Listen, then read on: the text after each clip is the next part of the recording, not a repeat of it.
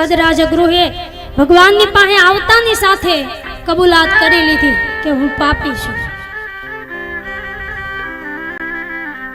જીવનમાં જ્યારે આપણને એવી ખબર પડે ને કે આપણાથી કોઈ પાપ થયું છે અને એ પાપની જ્યારે આપણે જાહેરાત કરી દઈએ ને ત્યારે માનજો કે આપણે જીવનમાં પહેલી વાર પુણ્ય કર્યું છે.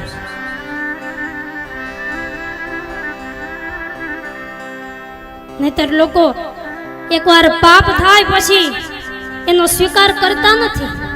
ભૂલ થાય પછી આપણે સ્વીકાર નથી કરતા કે મારાથી આ ભૂલ થઈ છે. પાપ અને પુણ્ય આ બે વસ્તુ એવી છે કે જે તમે મોઢેથી બોલો છો ને કે મારાથી આ થયું, એ ખતમ થઈ જાય છે અને તમે કાંઈ બોલતા નથી અને એમના પેટમાં છુપાવી રાખો છો. એ વસ્તુ એ આપણી પાસે કાયમ હચવાઈ જાય છે, છુપી રહે છે. એટલે નક્કી આપણે કરવાનું છે કે કઈ વસ્તુ આપણે જાળવી રાખવી, કઈ વસ્તુ છુપાવી રાખવી છે અને કઈ વસ્તુને જાહેર કરી દેવી છે. પાપ કરો કે પુણ્ય કરો, આપણા હાથે બેય થાય છે. એવું નથી કે ખાલી પુણ્ય જ થાય, પાપ ન થાય. ક્યારેક પાપ પણ થાય, ભૂલ પણ થાય. પણ જે આપણાથી થાય ને, જે પણ કાંઈ આપણે કરીએ, પાપ કરીએ કે પુણ્ય કરીએ, મોઢેથી એકવાર બોલશું કે મારાથી આ થયું છે, મેં આ કર્યું, એટલે એ ખતમ થઈ જાય. તમારાથી પાપ થાય અને એકવાર બોલી જાવ કે ભાઈ મારાથી આ પાપ થયું, એટલે એ ખતમ થઈ જાય. પણ આપણે કરીએ છીએ હું, જ્યારે પાપ કોઈ થાય, આપણાથી કોઈ ભૂલ થાય તો એ આપણે કોઈને કહીએ છીએ ક્યારે? એને તો આપણે દબાવીને એટલું છુપાવીને રાખીએ ને કે બીજાને એની ખબર ન પડે. જ્યારે માણસ પાપ કરે ને ત્યારે આજુબાજુમાં ચારે બાજુ નજર કરીને એ પાપ કરે છે કે કોઈ જોતું નથી. ચારે બાજુ નજર કરે પણ માણસે ઉપર નજર કરવાનું ભૂલી જાય છે.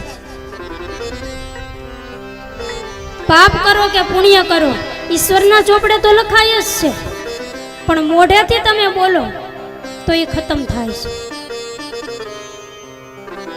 પણ આપણે જે વસ્તુ સાચવી રાખવાની જરૂર છે એને આપણે વેડફી નાખીએ છીએ અને જે ખતમ કરવાની જરૂર છે એને આપણે સાચવી રાખીએ છીએ. કોઈ પુણ્ય કર્યું હોય ને ત્યારે જ આપણે બભે મોઢાએ વખાણ કરીએ કે મેં આટલું કર્યું ને આવું કર્યું ને, મેં આજ મંદિરમાં દાન દીધું, મેં ગૌશાળામાં દીધું, મેં અનાથ આશ્રમમાં દીધું. પુણ્ય કરીએ ત્યારે તો આપણે બહુ વખાણ કરીએ છીએ, પણ મોઢેથી બોલી ગયા એટલે એ બધું ખતમ.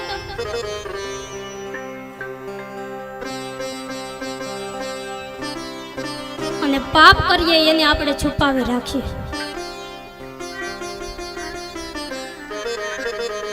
પણ ધન્ય છે નિષાદ રાજગૃહને કે ભગવાન રામની પાસે આવતાની સાથે જ એમણે પોતાની જીવનની કિતાબ ખુલ્લી કરી દીધી. કહી દીધું કે ભગવાન હું પાપી છું.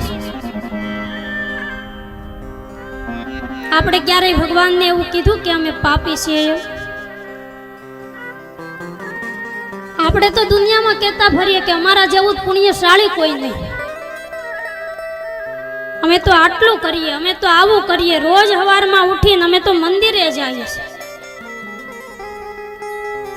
જેટલું આપણે કરતા હોય ને બધું આપણે કહી દઈએ કે અમે તો રોજ 5 માળા ફેરવીએ, મંદિરે જઈએ, ગાયોને ઘાસ નાખીએ, ચકલાને ચણ નાખીએ. જેટલું કરતા હોય ને નાનું નાનું ભૂલીએ ને બધું આપણે ગણાવી દઈએ.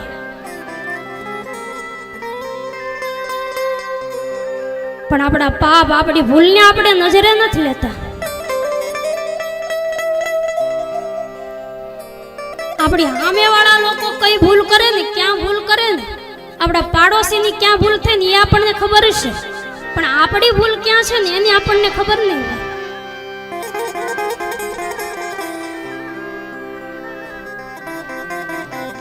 બીજાની ભૂલ કાઢવા માટે ભેજવું જોઈએ, પણ પોતાની ભૂલ પકડવા માટે તો કલેજું જોઈએ, કાળજું હોય ને તો જ આપણી ભૂલ આપણે પકડી શકીએ. એટલે આપણી ક્યાં ભૂલ થાય છે, આપણે ક્યાં પાપ કરીએ છીએ, આપણો ક્યાં દોષ છે કે આપણને તો ખબર જ હોય, પણ આપણે છુપાવવામાં બીજા કોઈ ન કહે કાંઈ નહીં, ભગવાનની સામે તો કબૂલ કરો.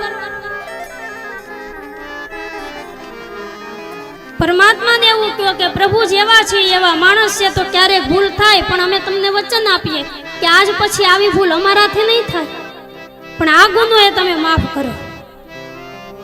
તો પરમાત્મા એટલો દયાળુ છે કે જીવ જ્યારે 100 ગુના કરે ને ત્યારે ભગવાન માત્ર એક જ ગુનાની સજા એને આપે છે.